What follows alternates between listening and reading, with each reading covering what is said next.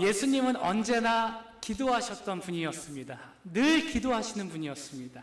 하나님과 통하기 위해서 때로는 한적한 곳으로 가시기도 하고요. 그리고 새벽 미명에 멀리 떨어진 곳으로 기도하러 가시기도 하고, 또 밤이 새도록 예수님께서는 기도하셨습니다. 제자들은 예수님께서 기도만 하고 오시면 예수님의 얼굴빛이 변하는 것을 경험하였습니다.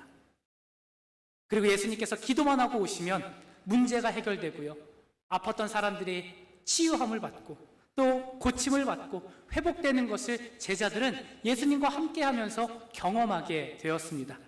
그래서 제자들이 깨달은 것이 있습니다. 예수님께서 늘 기도하고 나시면 얼굴빛이 달라지고, 또 기도하고 난 이후에 아름다운 사역이 펼쳐진 것을 보면서 예수님의 기도에는 뭔가 특별함이 있구나, 예수님의 기도에는 무엇인가 특별함이 있구나, 하나님과 더욱 친밀해지고 하나님과 소통하는 무엇인가가 있구나 라는 것을 깨닫게 되었습니다. 그래서 제자들은요, 예수님에게 나아가 이렇게 부탁했습니다. 예수님, 주님께서 우리에게 기도를 가르쳐 주십시오. 예수님, 우리에게도 주님께서 하시는 그 기도를 가르쳐 주십시오 라고 해서 주님이 가르쳐 주신 기도가 바로 주기도입니다.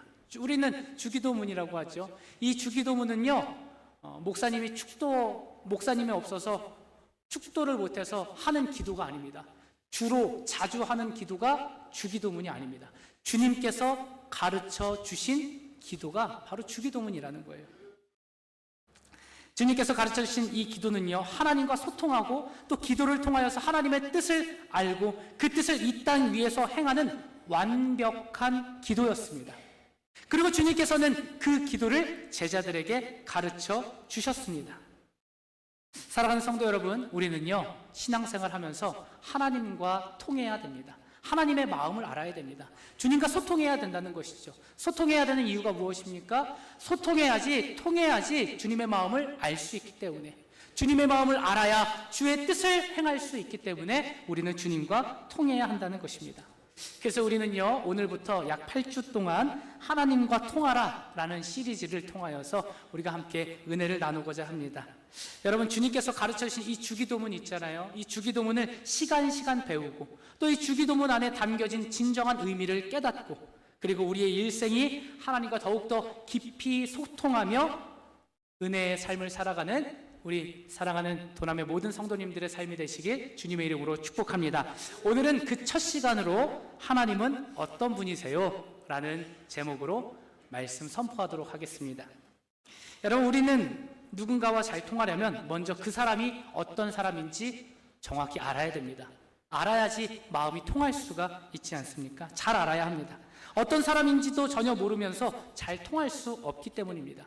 그 사람이 어떤 성향을 갖고 있는지, 어떠한 마음을 품고 있는지, 나와 마음이 통하는지 이것을 알아야지, 그 상대를 알아야지 통할 수 있다는 것이죠. 이와 마찬가지로 하나님과 통하려면 가장 먼저 우리가 해야 될 것은 하나님이 어떤 분인지 먼저 알아야 한다는 것입니다. 봉사를 먼저 하는 것이 아니라요, 헌신을 먼저 하는 것이 아니라 우리가 하나님과 통하고 하나님의 마음을 알기 위해서 가장 먼저 해야 될 것은 하나님이 어떤 분이신지 정확히 알아야 한다는 것입니다. 예수님께서는 우리에게 하나님이 어떤 분이신지 오늘 말씀에 가르쳐 주셨습니다. 마태복음 6장 9절 말씀, 하늘에 계신 우리 아버지요. 하늘에 계신 우리 아버지요. 여기서의 아버지라는 단어는요, 아람어로 아바라는 단어고 우리나라 말 아빠와 똑같습니다. 여러분, 아버지와 아빠는 다른 거 아시죠? 뭐가 다릅니까? 아빠는요, 친밀함이 묻어 있어요. 아빠라는 이 단어 안에는요, 가까움을 담고 있습니다. 그래서 아빠라고 부르지 못하는 사람들이 간혹 있습니다. 여러분, 우리가 하나님과 통하려면 가장 중요한 것이 있는데, 하나님께서 우리의 아빠가 되신다는 것을 우리는 먼저 알아야 한다는 것이죠. 그래서 오늘 제목이 뭐죠? 하나님은 어떤 분이세요? 누구십니까? 조금 전에 말씀드렸는데 하나님은 누구십니까? 네, 우리의 아빠가 되신다는 거예요. 여러분, 이 사실을 꼭 기억하시길 주님의 이름으로 축복합니다. 왜 예수님께서 가장 먼저 하나님이 우리의 아빠가 되기를 말씀하셨을까요? 그 이유는요, 바로 하나님은 우리와 더욱더 친밀한 관계를 맺기 원하시기 때문입니다. 하나님은 우리와 가까워지길 원하세요. 멀리 떨어져 있어서 가끔 소통하는 존재가 아니라 우리의 삶에 밀접하게 가까이 우리 안에 내주하셔서 늘 우리와 동행하길 원하신다는 것이죠. 늘 우리의 삶을 지키기를 원하시고요, 그 아빠가 된 마음으로 우리와 친밀한 삶을 살아가길 원하신다는 거예요. 하나님께서 그걸 원하신다는 것이죠. 그래서 예수님께서는 가장 먼저 주님께서 기도를 가르쳐 주실 때에 하늘에 계신 우리 아빠라고 말씀하신 거예요. 우리에게 그것을 가르쳐 주신 것입니다. 하나님이 우리의 아빠가 된다는 것을요. 우리는 하나님을 가깝지만 먼 당신으로 부르는 것이 아니라 어린아이가 아빠 하며 크게 외칠 때에 그 아빠에 대한 확신과 믿음과 신뢰, 이것을 가지고 아빠를 외치는 것처럼 우리 또한 그러한 하나님 아빠를 부르기를 원하신다는 것이죠. 그래서 오늘 우리는요, 주기도문을 본격적으로 들어가기에 앞서서 우리의 기도를 들어주시는 하나님 아버지가 어떤 분이신지, 하나님께서 어떤 분이신지 함께 말씀을 나누며 하나님에 대한 오해와 편견을 풀고 싶습니다. 자, 첫 번째로 하나님은 어떤 분이십니까? 하나님은 우리를 돌보시는 아빠이십니다. 하나님은 어떤 분이시냐면요, 우리를 돌보아 주시는 분이십니다. 시편 103편 13절 말씀을 보면 아비가 자식을 따뜻하게 감싸주듯 여호와께서는 감싸주신다. 아멘. 여러분, 이것이 바로 하나님의 성품이십니다. 성품이에요. 하나님께서는 우리를, 자식을 따뜻하게 감싸주시는 분이시다라고 말씀에는 기록되어 있습니다. 우리를 돌보시고요, 우리를 사랑하시고요, 우리를 케어해 주시는 하나님이 바로 우리의 아빠 하나님이시라는 것이죠. 한 번은 제자들이 배를 타고 이 갈릴리 바다를 건너가고 있는데 폭풍이 몰아치기 시작했습니다. 배 안에 물이 점점 들어차면서 배가 침몰할 위기에 놓여져 있었습니다. 당장 죽게 생긴 거예요. 그런데 예수님께서는 그때 뭘 하고 계셨냐면 저쪽 편에서 주무시고 계셨습니다. 그러니까 제자들이 예수님 앞에 나아가서 이렇게 불평하기 시작합니다. 예수님, 우리가 죽게 됐는데 아무런 상관도 안 하세요? 예수님, 뭘 어떻게라도 좀 해보세요. 왜 우리의 고통에 아무것도 하지 않으십니까? 라며 예수님 앞에 고통과 불평을 토해놓기 시작합니다. 자, 그런데 여기서 예수님의 제자들이 놓친 사실이 있었습니다. 그것은 무엇이냐면 예수님과 함께 있는 곳이 가장 안전한 곳임을 그들이 잊고 있었습니다. 예수님과 함께하는 그 자리가 가장 인생에서 안전한 곳임을 그들이 깨닫지 못했다는 것이죠. 그러니까 예수님의 제자들은요, 예수님과 함께 있음으로부터 보호를 받고 있음에도 불구하고 그 사실을 인지하지 못했다는 거예요. 바다도 잠잠하게 하시는 그 예수님, 죽은 자도 살리시는 그 예수님, 우리의 고통과 아픔을 다 해결하시고 치유하시는 그 예수님께서 지금 나와 함께 있을 때에 내가 보호받고 있다는 사실을 잊었다는 것입니다. 여러분, 우리도 이럴 때가 있죠.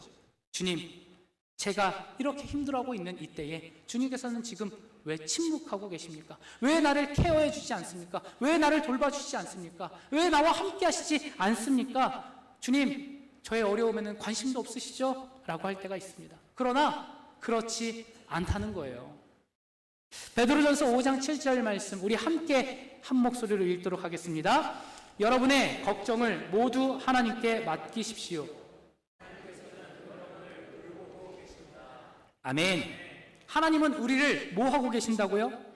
돌보고 계신다. 오늘 우리에게 말씀하시는 거예요. 오늘 저와 여러분의 삶을, 우리의 가정을 돌보고 계신다는 것이죠.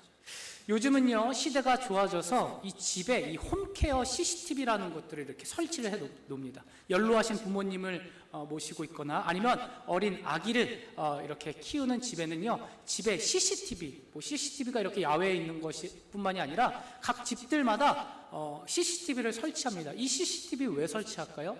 이 홈케어 기능을 왜 돈을 주고 설치를 할까요? 감시하기 위해서입니까? 아니죠. 보호하기 위해서입니다.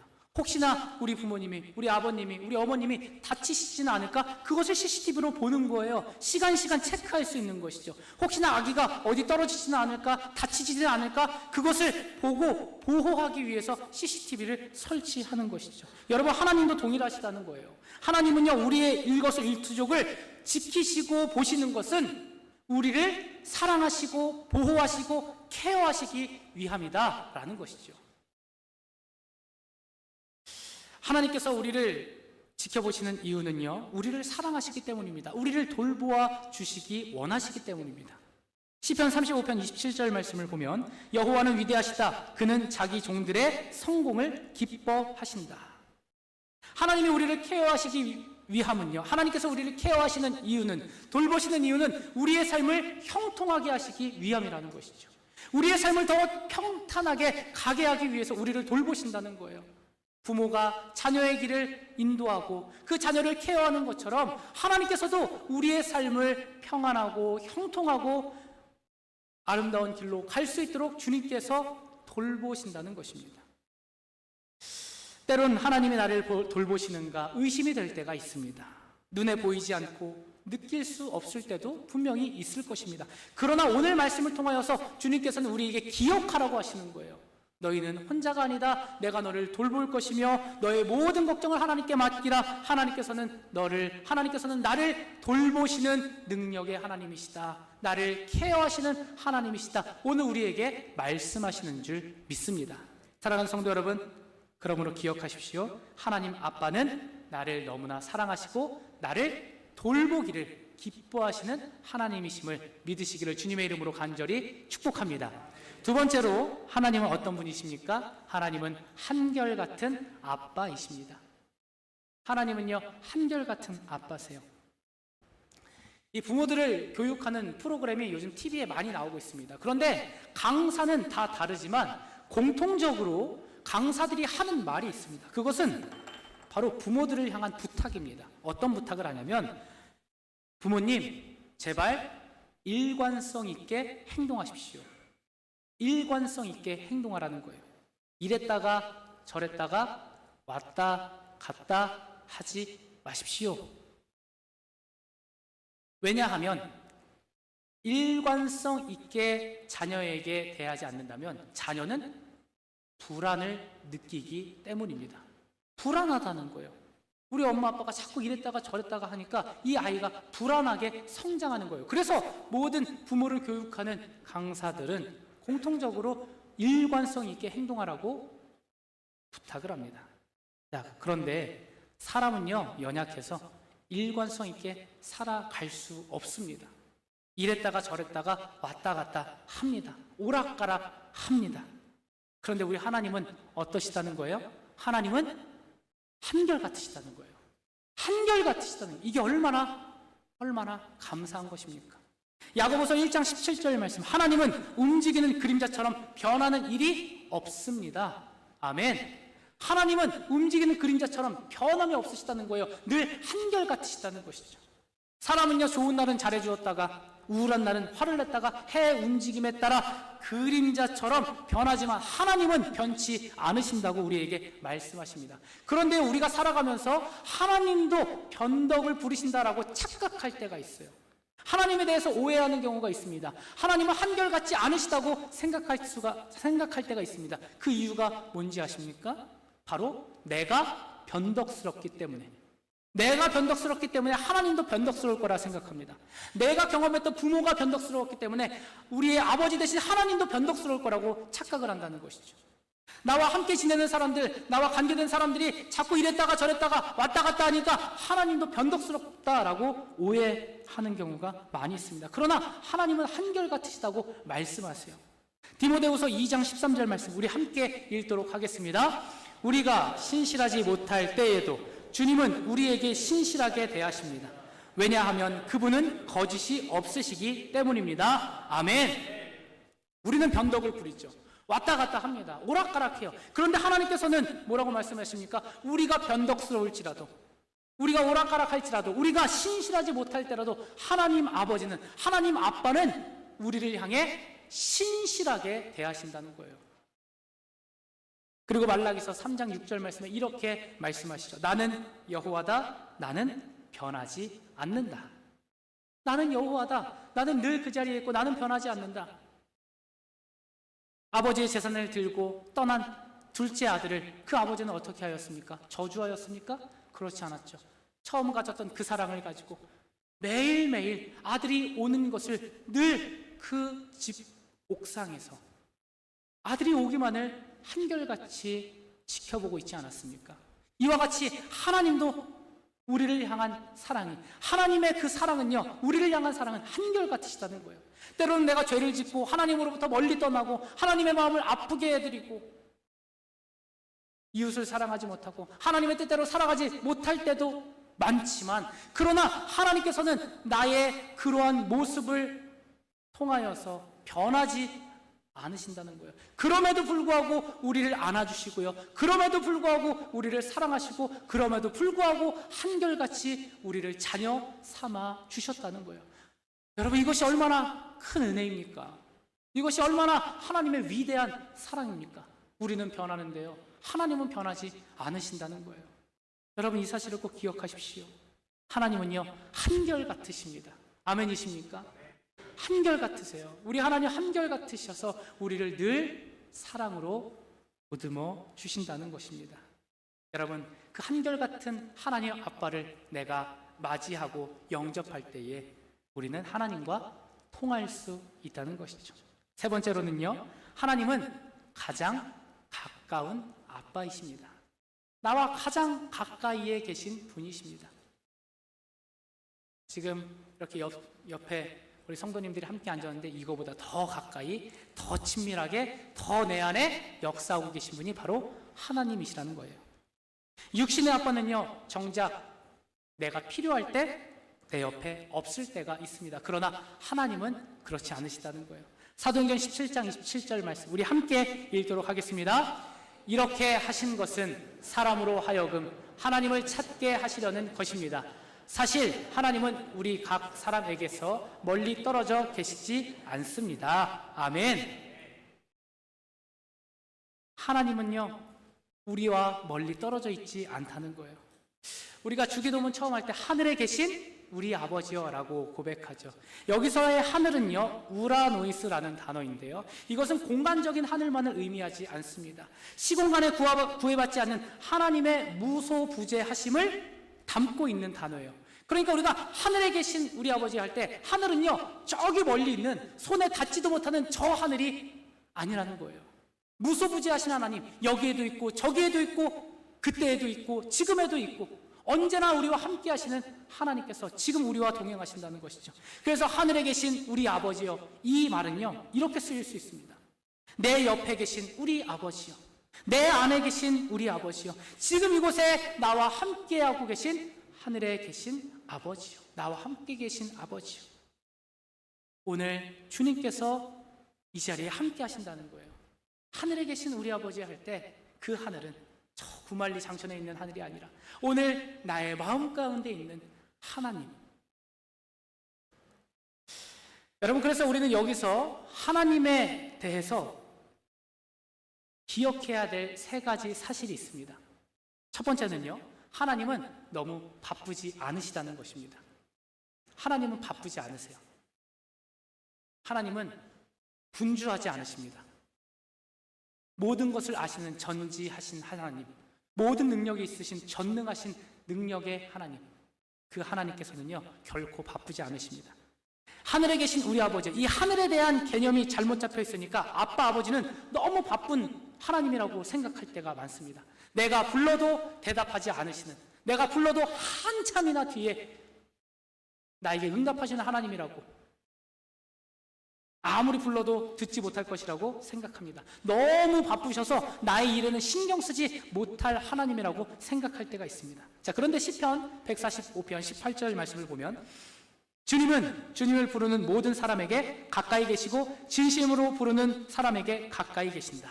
아멘. 뭐라고 나와 있습니까? 하나님 우리가 부르면요, 어떻게 하신다고요? 가까이 계신다는 거예요. 하나님 하면서 하늘 볼 필요가 없다는 거예요. 이미 내 안에 계시다는 것이죠. 진심으로 부르는 자들에게 하나님께서는 가까이 하신다. 가끔 이제 전화기에 벨이 울리면 뭐 회의 중이나 바쁠 때는 이제 문자로 이렇게 보내요. 지금은 전화를 받을 수 없습니다. 다음에 전화 드리겠습니다.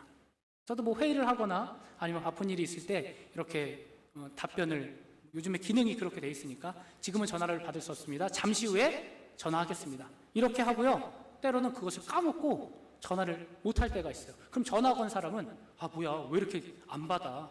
왜 응답이 없어? 왜 빨리 답장을 안 해? 라고 생각할 수 있죠. 카카오톡 여러분 이렇게 문자를 보내면 혹시 그거 아십니까? 카카오톡 앞에, 내가 보낸 문자 앞에 1이라는 숫자가 적혀 있어요. 그래서 이 1이 없어지면 읽은 거예요. 모르셨죠? 제가 알려드리는 겁니다. 카카오톡 앞에 제가 문자를 보내면 앞에 이렇게 1이라고 써 있어요. 그러면 그 1이 있으면 아직 이 사람이 문자를 안 본 거예요. 근데 그 1이 없어지면 문자를 본 겁니다. 우리는 문자를 보내고 연락을 하고 또 봐요. 뭐야? 왜 1이 왜 안 없어져? 왜 안 봐? 왜 아직도 답변은 없어? 근데 1이 없어졌는데 답장을 안 해요. 그러면 뭐야? 나한테 뭐 서운한 거 있나? 막 이렇게 여러 상상의 나래를 펼치게 되죠. 여러분, 그런데요, 하나님께서는요, 바쁘시지 않으셔서 우리에게 집중하고 계셔서 우리가 하나님을 가까이 부를 때에, 진심을 다해서 부를 때에 하나님께 하나님 하고 문자 치면요, 하나님은 바로 응답하신다는 거예요. 우리의 대화의 창을 늘 열어두고 계시다는 것이죠. 늘 열어두신다는 거예요. 그래서 우리가 하나님을 부를 때에 모든 사람에게 가까이 계시고 진심으로 부르는 자들에게 함께 하신다. 내가 가까이 하겠다. 그래서 우리 하나님은 바쁘시지 않으십니다. 절대 바쁘지 않으세요. 여러분이 하나님께 부르짖을 때에, 하나님의 이름을 부를 때에, 하나님께 문자를 보낼 때 하나님께서는 바로바로 응답하신다는 것이죠. 두 번째로는요, 하나님은 내게 필요한 것을 주시기 좋아하시는 분이십니다. 내게 필요한 것을 주시기를 굉장히 기뻐하십니다. 이 말씀을 드리면 목사님 잘못 알고 계시네요. 하나님 내게 필요한 거 잘 안 주세요. 이렇게 따져 물으시는 분들이 있습니다. 제가 경험해 보니까 하나님, 내가 이렇게 기도할 때 내가 원하는 거 다 주시지 않으시더라고요. 제가 구하는 거 다 하나도 빠짐없이 안 들어주시던데요 라고 하시는 분들이 분명히 있습니다. 그런데 아마 이걸 착각하시는 것 같아요. 뭐냐면 하나님은 내게 필요한 것을 주시기를 원하시는, 그리고 그것을 기뻐하시는 분이시지 내가 원하는 것을 채우시기를 기뻐하지 않으신다는 거예요. 하나님은 우리의 창조주가 되십니다. 우리의 아빠가 되십니다. 우리가 필요한 것이 무엇인지, 우리가 구해야 되는 것이 무엇인지 이미 하나님께서는 알고 계시고, 이스라엘 백성들에게 만나와 메추라기를 매일매일 내려주셨던 것처럼 그들에게 필요한 모든 것을 다 내려주시듯이 우리의 삶에도 똑같이 우리의 삶에 필요한 것을 내려주신다는 거예요. 그것을 기뻐하신다는 거예요. 내가 원하는 것을 다 주시지 않는다는 것이죠. 왜요? 필요 없기 때문에. 구하여도 받지 못하면 정욕으로 잘못 쓰기 위함이라 말씀에 나와 있잖아요. 잘못 구하였기 때문이죠. 어린아이들이 초콜릿과 사탕을 좋아해요. 이거 필요한 겁니까? 얘네가 원하는 겁니까? 요거를 잘 모르시는군요. 그래서 어린아이들에게 계속 손주들에게 사탕이랑 초콜릿을 주시는군요. 이것은 이 아이들에게 필요한 것이 아닙니다. 그죠? 이 아이들이 원하는 것이죠. 아이들이 원한다고 해서 무작정 초콜릿을 계속 주고 사탕을 계속 입에 물려주면 그 당장은 좋겠지만 결국에 호환마마보다 무서운 치과를 가게 됩니다. 썩은 부위를 도려내는 고통을 감수해야 돼요. 여러분, 이처럼 하나님께서는 우리에게 필요한 것이 무엇인지, 필요하지 않은 것이 무엇인지 알고 계시다는 거예요. 마태복음 7장 11절 말씀 우리 함께 읽도록 하겠습니다. 너희가 악한 자라도 좋은 것으로 자식에게 줄 줄 알거든 하물며 하늘에 계신 너희 아버지께서 구하는 자에게 좋은 것으로 주시지 않겠느냐. 아멘. 여러분, 하나님은요, 내게 필요한 것이 무엇인지 가장 정확하게 아시는 분이라는 거예요. 나보다 나를 더 잘 알고 계신 하나님께서 우리의 필요를 채워주신다는 거예요. 자녀에게 필요한 것을 채울 때에 그 안에 부모에게는 기쁨이 있습니다. 이와 같이 우리의 필요를 채우시기를 하나님께서는 기뻐하신다는 거예요. 좋아하신다는 거예요. 세 번째로는요, 하나님은 나의 상처를 싸매 주십니다. 나의 상처를 보듬어 주십니다. 나의 상처를 고쳐주신다는 거예요. 하나님은 내 마음이 아프고 힘들 때, 눈물이 날 때, 또 너무나 괴로울 때 우리의 마음을 잘 알고 계십니다. 때로는 나도 왜 이렇게 힘든지, 왜 이렇게 내 마음이 속상한지 나조차도 그 원인을 알지 못할 때가 있죠. 그러나 나도 알지 못하는 그 아픔의 원인을 하나님께서는 알고 계십니다. 그리고 아실 뿐만 아니라 우리의 이름을 불러주시고요, 우리에게 찾아와 주시고 그 피 묻은 손으로 어루만져 주셔서 우리의 아픔을 회복시켜 주시고 치료해 주신다는 거예요. 어린아이가 몸에 열이 나기 시작합니다. 39도, 40도 막 열이 펄펄 끓기 시작해요. 그때 부모는 뭐 합니까? 내복을 벗기잖아요. 열이 빠지게 내복을 벗겨요. 그 다음에 물수건으로 이 아이의 몸을 닦아줍니다. 그 열을 빼기 위해서. 그리고 나서 그냥 내버려 둡니까? 병원에 데려가죠. 병원에 가서 빨리 열이 내릴 수 있도록 약을 처방받습니다. 약을 먹여요. 그리고 또 이제 잠을 잡니다. 그러면 약 먹였으니까 이제 끝이다 라고 생각합니까? 아니죠. 밤새 잠을 설칩니다. 시간마다 일어나서 아이의 귀에 온도계를 넣습니다. 열이 떨어졌는지 열이 더 올랐는지 계속 이 아이를 케어하기 위해서 부모는 깨어 있다라는 것이죠. 시편 34편 18절 말씀을 보면 여호와는 마음이 상한 자에게 가까이 하시고, 우리의 아픔 가운데 주님께서는 멀리 떨어져서 방관하는 것이 아니라 그저 지켜보실 뿐만이 아니라 우리의 열이 나는 몸에 약을 먹여주시고요, 온도를 계속해서 체크해 주시고 물수건으로 뜨거운 우리의 몸을 닦아 주신다는 거예요. 여러분, 이렇게 주님께서는요 우리의 상처를 싸매 주시는 분인 줄 믿습니다.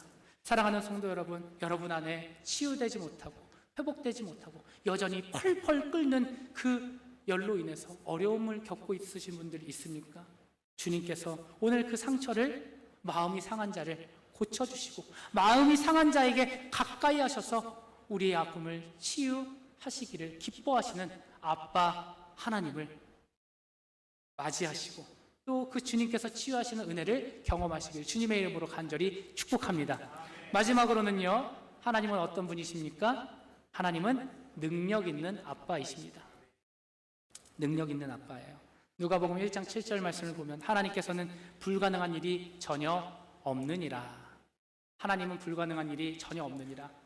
저는 액션 영화를 좋아하는데요, 미션 임파서블이라는 영화가 있습니다. 아마 보신 분들이 많을 거예요. 아직까지도 그 주인공 톰 크루즈는요 여전히 진짜 불가능이 없게 이렇게 영화에서 보여지는데요, 영화에서만 그렇지 불가능이 왜 없겠습니까? 불가능이 왜 없겠습니까? 그러나 인간은 불가능한 일이 많지만 하나님은요 불가능한 일이 없으시다는 거예요. 왜냐하면 전지하시고 전능하신 능력이 있는 하나님이시기 때문입니다. 말씀으로 세상을 창조하신 능력의 하나님이시기 때문입니다. 말씀으로 죽은 자를 일으키시는 능력의 하나님이시기 때문이죠. 에베소서 3장 20절 말씀을 보면 우리가 기도나 소원이나 생각과 희망으로도 감히 꿈꿀 수 없는 것을 위대한 능력으로 우리 가운데서 역사하시는 하나님께 영광을 돌립니다. 아멘. 우리의 기도나 소원이나 생각과 희망으로도 감히 꿈꿀 수 없는 것을 능력 있으신 하나님께서 우리를 통해 이루신다는 거예요. 그것을 반드시 이루실 수 있는 분이라는 거예요. 왜요? 하나님은 능력 있으신 아빠 하나님이시기 때문에. 저희 아이들은요 뭐가 고장이 나거나 뭐가 잘 안 되면 아빠 하고 부릅니다. 근데 요즘에는 잘 안 와요. 이제 그 시기를 지났습니다.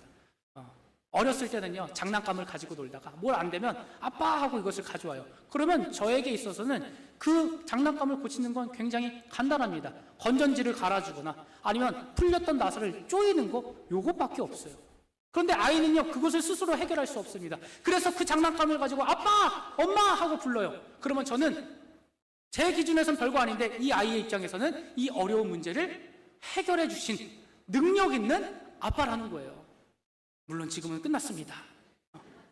그래서 어린 아이들은요 아빠가 슈퍼맨이라고 생각하죠. 아빠한테 가져가면 모든 어려움의 문제들이 다 해결될 거라고 생각하며 아빠를 찾곤 합니다. 그 아빠 하고 부를 때에 그 안에 신뢰와 그 안에 확신이 있는 것이죠.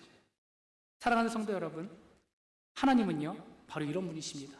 능력 있는 우리의 아빠, 아버지십니다.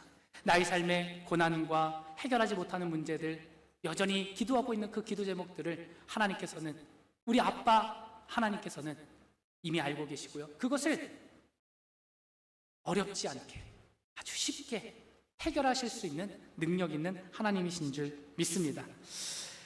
여러분, 정리해보면 이렇습니다. 하나님은 우리를 돌보시고 한결같으신 분이십니다. 그리고 우리와 가까이 계시면서 너무 바쁘지 않으세요. 우리에게 집중하시는 하나님이십니다. 그리고 우리 필요한 것들을 채워주시기를 기뻐하시는 하나님이십니다. 또한 우리의 아픔을 치유하시고요, 그리고 능력으로 우리와 함께 하시는 하나님이 바로 아빠, 우리의 아빠라는 것이죠.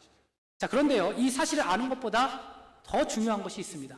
지금까지 제가 말씀드린 것은요, 이론적인 거예요. 하나님은 이런 분이십니다. 오늘 말씀 제목이 하나님은 어떤 분이세요? 그래서 제가 이것을 여러분에게 설명해 드린 거예요. 하나님은 이런 분이십니다. 능력 있으신 분입니다. 우리와 함께 하시고 치유하시는 하나님이십니다. 우리를 돌보시는 하나님이십니다. 제가 설명을 드린 거예요. 자, 그런데 이 설명을 듣는 것보다 더 중요한 것이 무엇이냐면 하나님이 나의 아빠라는 사실을 받아들이는 거예요. 그 하나님이 다른 사람의 아빠가 아니라 나의 아빠라는 것을 우리가 받아들이는 게, 이게 가장 중요합니다. 아무리 하나님이 좋으신 아빠여도 모든 사람들이 아빠라고 부를 수 없다는 것이죠. 자녀만이 하나님을 나의 아빠라고 부를 수 있는 것입니다. 하나님의 자녀가 아니면 그 누구도 아빠라고 부를 수 없습니다. 제가 이전에 사역하던 교회에서 저희 둘째 딸아이와 동갑인 친구가 있었습니다. 필립이라는 친구인데요, 아직까지 저의 딸의 남자친구입니다. 한 3살 때부터 사귀었나요?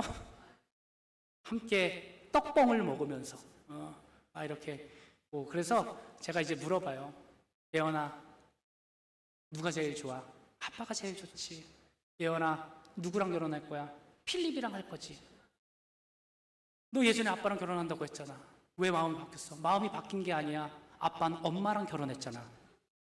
그걸 아주 딱 집어주더라고요. 그런데 이 아이들이요, 같은 피아노 학원을 다녔습니다. 그래서 제가 사무실에 있으면 한 5시, 오후 5시가 되면 피아노 학원을 마치고 사무실로 와요. 그러면 둘이 손잡고 이렇게 와요. 그럼 제가 이제 딸아이를 보면 예언아 이렇게 하면 이 아이가 두 팔을 벌리면서 아빠 하고 저한테 다가와서 안아줍니다. 그래서 아유 딸 오늘 잘 갔다 왔어? 그래서 아빠 뭐 잘 갔다 왔어요. 근데 그 옆에 있던 필립이가 저한테 두 팔을 벌리면서 아빠 하고 다가오는 거예요. 그래서 그 아이를 안아주는 척하면서 그 아이 귀에다가 이렇게 이야기했어요. 필립아, 나는 네 아빠가 아니야. 네 아빠는 옆에 있는 사무실에 이주영이야. 그쪽으로 가. 이렇게 얘기해 줬어요. 장난으로 이렇게 이야기를 했지만 다른 자녀는 저한테 아빠라고 할 수 없어요. 나의 자녀만이 나에게 아빠라고 할 수 있는 특권을 갖고 있다는 것이죠. 사랑하는 성도 여러분, 누가 하나님의 자녀가 될 수 있는 특권을 누릴 수 있습니까? 어떤 사람이 하나님의 자녀가 될 수 있습니까? 그에 대한 해답이 바로 여기 있습니다. 요한복음 1장 12절 말씀 우리 함께 읽겠습니다. 그를 맞아들인 사람들, 곧 그 이름을 믿는 사람들에게는 하나님의 자녀가 되는 특권을 주셨다. 아멘.